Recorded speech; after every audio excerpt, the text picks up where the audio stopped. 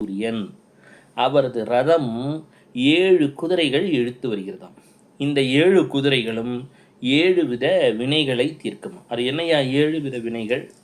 சென்ற பிறவியில் நாம் செய்த பாவம், இந்த பிறவியில் நாம் செய்கின்ற வினைகள், இவை 2.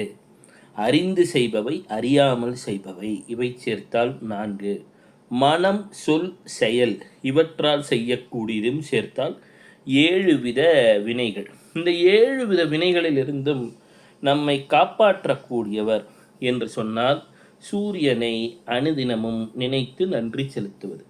Gratitude is a great attitude என்று ஆங்கிலத்திலே சொல்வார்கள். வேலை வாய்ப்பிலே ஒரு தடங்கல், ஆரோக்கியத்திலே ஒரு இடர்பாடு, மனதிலே ஒரு தெளிவின்மை என்றெல்லாம் இருக்கிறது.